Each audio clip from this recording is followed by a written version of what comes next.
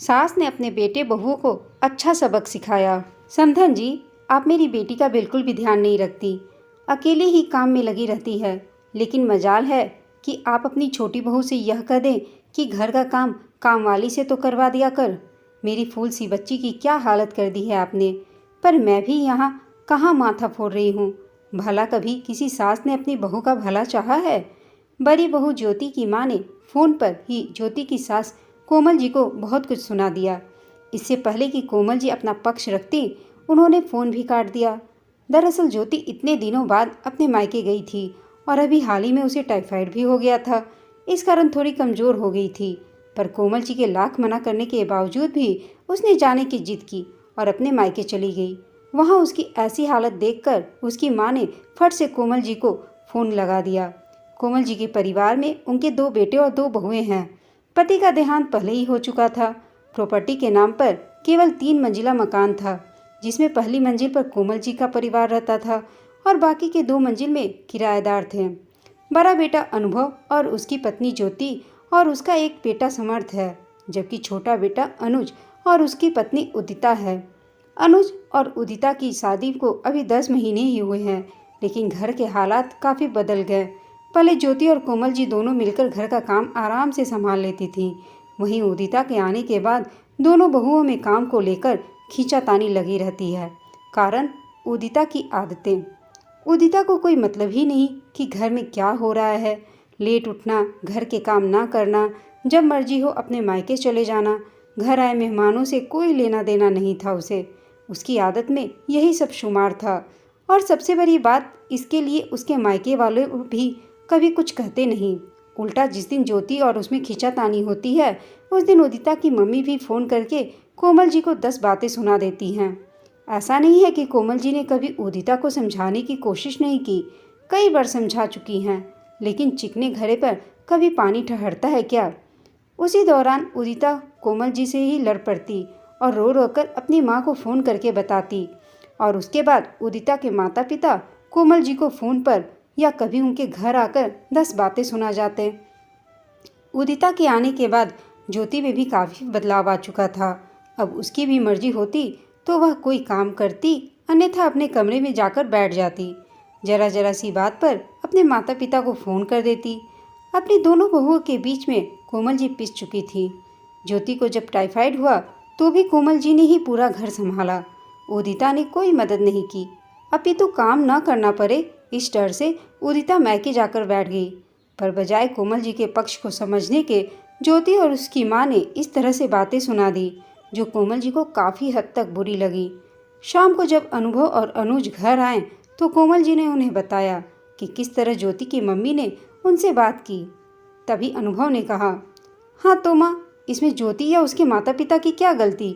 उदिता भी इस घर की बहू है, आप दोनों बहुओं को एक समान क्यों नहीं रखती। अनुज, भैया बस, भाभी अपने पीहर जाकर बैठ गई, इसमें उदिता की क्या गलती, वह तो यहाँ पर थी भी नहीं। अनुभव, अच्छा, ज्योति क्या इस घर की नौकरानी है जो दिन भर घर का काम में लगी रहे। वह भी आखिर एक इंसान है। अनुज, उदिता अभी नई नई है, उसे घर के काम समझने में थोड़ा वक्त तो लगेगा ना भैया। अनुभव, 10 महीने हो गए हैं शादी को और कितना नहीं है। इतनी समझदारी तो खुद में रखनी चाहिए। सारी गलती माँ आपकी है, आपने सिर पर बैठा रखा है उसे। आप सास हैं, आप चाहे तो उसे समझा सकती हैं, लेकिन नहीं, ज्योति कर रही है ना अकेले घर का सारा काम। उदिता को भी तो प्यार से समझाया जा सकता है। और भाभी हर समय उससे लड़ने को तैयार रहती हैं। माँ, आपको भाभी को भी समझाना चाहिए। कोमल जी सुनकर अवाक रह गई कि बहुएं तो बहुएं, यहाँ बेटे भी अपने नहीं रहे। दोनों ने कोमल जी को 10 बातें सुना दी। दोनों की बातों को सुनकर उन्हें बहुत दुख तो हुआ ही, पर अब उन्होंने निर्णय ले लिया था कि उन्हें क्या करना है। वो बोली, चुप हो जाओ तुम दोनों, अब मुझे कोई बात नहीं करनी तुम दोनों से। अपनी अपनी पत्नियों को फ़ोन करो कि कल की कल यहाँ मौजूद हो जाएं। बस इतनी ही बर्दाश्त करने की हद है मेरी। कोमल जी ने इतनी ज़ोर से चिल्लाकर कहा कि दोनों भाई बिल्कुल चुप हो गए। इस तरह का रूप तो कभी अपनी माँ का देखा भी नहीं था उन लोगों ने। दोनों चुपचाप अपने अपने कमरे में चले गए और अपनी अपनी पत्नियों को फ़ोन कर दिया। कोमल जी पूरी रात हॉल में चुपचाप बैठी रहीं। नींद आंखों से कोसों दूर थी। आंखों में से आंसू झरझर बह रहे थे। इस दिन की तो कभी कल्पना भी नहीं की थी उन्होंने, पर अब जो भी हो, निर्णय तो उन्होंने ले लिया था और उसे वह कल सबके सामने ही जाहिर करने वाली थी। पूरी रात जागने के कारण कोमल जी की आंखें लाल हो चुकी थी, पर फिर भी सुबह उठकर नहा धोकर अपनी पूजा पाठ की। इतने में डोरबेल बजी। जाकर दरवाज़ा खोला तो देखा सामने ज्योति और उसके माता पिता मौजूद थे, पर इस बार कोई फॉर्मेलिटी न निभाते हुए कोमल जी उन्हें अंदर ले आईं। थोड़ी देर बाद उदिता और उसके माता पिता भी आ गए। अब हॉल में सभी लोग बैठे हुए थे। कोमल जी ने बोलना शुरू किया। जब मेरे बेटों की शादी हुई थी तब मैंने सोचा था कि मैं अपनी बहुओं के लिए कभी सास बनकर नहीं बल्कि माँ बनकर रहूँगी। मैं कभी भी अपने काम के लिए इन पर निर्भर नहीं रही, बल्कि मदद ही किया है मैंने इनका। पर पिछले कुछ दिनों से इस घर की हालत बद से बदतर हो चुकी है और इसी के लिए मैंने आप लोगों को बुलाया है। ज्योति के पिता ने कहा, अरे समधन जी, ये सब तो बहाने हैं। आप चाहती तो इस घर की एकता को बनाए रख सकती थी, लेकिन आपने तो बहुओं में फ़र्क किया। जिस घर में घर का मुखिया कमज़ोर होता है उस घर में यह सब तो होता ही है, और इसके लिए आप हमारे बच्चों को दोष नहीं दे सकती। अब की बार उदिता के पिता ने कहा, हमने बेटी दी थी, नौकरानी नहीं जो दिन भर आप लोगों का काम करती रहे। देखो क्या हालत कर दी है मेरी बच्ची की। ज्योति की माँ ने तुरंत कहा, हमें पता होता कि हम ऐसे लोगों से रिश्ता जोड़ रहे हैं तो हम हमारी बच्ची की शादी कभी इस घर में नहीं करते। जब से शादी हुई है मेरी बच्ची परेशान ही रही है। उदिता की माँ ने भी जल्दी से कह दिया। जब दोनों बहुओं के माता पिता कोमल जी पर इल्ज़ाम लगा रहे थे, मजाल है किसी बेटे और बहू ने कि कुछ भी कहा हो। सब के सब खड़े खड़े तमाशा देख रहे थे, पर इस बार कोमल जी मन पक्का करके खड़ी थीं। उन्हें अपने किसी बेटे से कोई उम्मीद नहीं थी, तो बहुएं तो दूर की बात हैं। आखिर उन्होंने ही कहा, मैंने आप लोगों को यहाँ मुझ पर इल्ज़ाम लगाने के लिए या चिल्लाने के लिए नहीं बुलाया है, और ना ही मैं यहाँ अपनी तरफ से कोई सफाई देना चाहती हूँ। मुझे अच्छी तरह से पता है कि मैं सास हूँ, इसलिए बदनाम हूँ, तो जाहिर सी बात है कि मुझ पर कोई विश्वास नहीं करेगा। इसलिए बेवजह चिकने घरों के सामने अपने आंसू बहाने से अच्छा है कि मैं अपना निर्णय सुना दूँ। मैंने फैसला कर लिया है कि मैं अपने दोनों बेटों को अलग कर रही हूँ। हाँ तो कर दीजिए, हमें क्या एतराज़ है, बस हमारे बच्चे खुश रहने चाहिए। उदिता के पिताजी ने बड़ी बेशर्मी से कहा। हाँ हाँ बता दीजिए कौन कैसे रहेगा, जो हम जाने से पहले अपने बच्चों के गृहस्थी को तो बसा जाए और इस रोज़ रोज़ की लड़ाई झगड़े से निजात पाए। अब की बार ज्योति की माँ ने कहा। यह सब सुनकर कोमल जी का खून खौल गया, लेकिन वह चुप रह गई। मन में तो ऐसा बवंडर उठा कि मेरी गृहस्थी को तोड़कर लोग कितना खुश हो रहे हैं, पर उम्मीद किसी से क्या करें जब अपने ही जवाब नहीं दे रहे थे। आखिर कोमल जी ने अपने आप को शांत रखते हुए कहा, प्रॉपर्टी के नाम पर हमारे पास केवल यह 3 मंजिला मकान है। सबसे ऊपरी मंजिल पर अनुज अपनी पत्नी उदिता के साथ रह लेगा।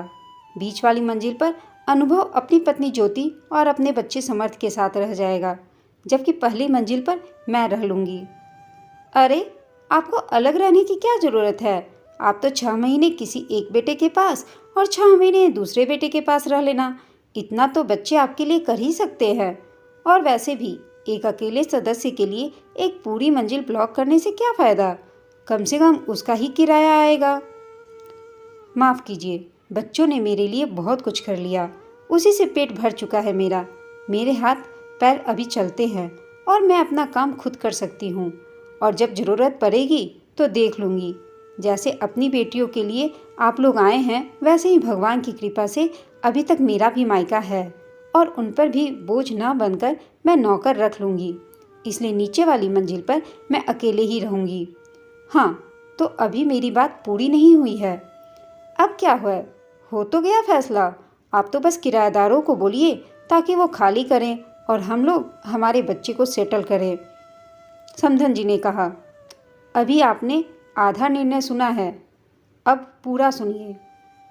मैं किराएदारों को मंजिल खाली करने को कह रही हूँ। मेरे दोनों बेटे बहू अपनी अलग गृहस्थी बसा रहे हैं, तो मेरा खर्चा कैसे चलेगा? यह मकान मेरे नाम पर है, मेरी ज़रूरत तो इसके किराए से ही पूरी होती है, तो जब तक मैं जिंदा हूँ मेरे दोनों बच्चों को किराया चुकाना पड़ेगा।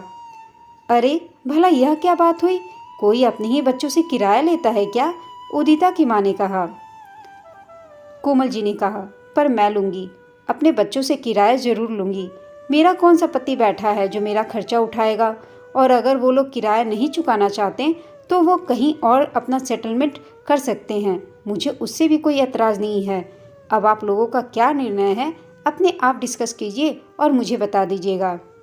देखिए समधन जी, अगर लोगों को पता चला कि आप अपने बच्चों से किराया लेती हैं तो वो आपके बारे में क्या सोचेंगे, अंदाज़ा भी है आपको? उदिता की माँ ने कहा। माफ़ कीजिएगा समधी जी, इतने दिनों से लोग ही कह रहे थे और मैं सुन रही थी, किसी ने मेरा पक्ष समझने की कोशिश ही नहीं की। अब बहुएं समझाना नहीं चाहती तो बेचारी सास क्या करे? सास बदनाम होती है, पर यह ज़रूरी नहीं कि सभी सास एक जैसी होती है। मैं तो वैसे भी बदनाम हूँ, तो थोड़ी सी बदनामी और सही। मैं कमरे में जा रही हूँ ताकि आप लोग बैठकर डिस्कस कर सके। कोमल जी ने हाथ जोड़े और चुपचाप अपने कमरे में चली गई। आज पहली बार कोमल जी इतने स्पष्ट तरीके से बोली थी और उनका रुख देखकर सभी लोग हैरान थे। सबने कोमल जी को समझाने की पूरी कोशिश की, पर वे अपने फैसले पर अडिग रहीं और आखिरकार जो कोमल जी चाहती थी वही हुआ, और उनके दोनों बेटे आज उन्हें किराया चुकाते हैं। लोग बातें ज़रूर करते हैं कि कैसी माँ है, अपने ही बच्चों से किराया लेती है, पर अब कोमल जी अपने में मस्त रहती हैं। आखिर कब तक वो इन झगड़ों और अपनों के तानों को सहती? वैसे भी जब बेटे अपने नहीं हुए तो बहुएं से क्यों वह कोई उम्मीद रखती? दोस्तों, आपको यह कहानी कैसी लगी हमें कमेंट करके बताइएगा। साथ ही कहानी अच्छी लगी हो तो इसे लाइक और शेयर ज़रूर कीजिएगा। अगर चैनल पर नए हैं तो प्लीज़ चैनल को सब्सक्राइब कर दीजिए। कहानी सुनने के लिए आप सबका धन्यवाद।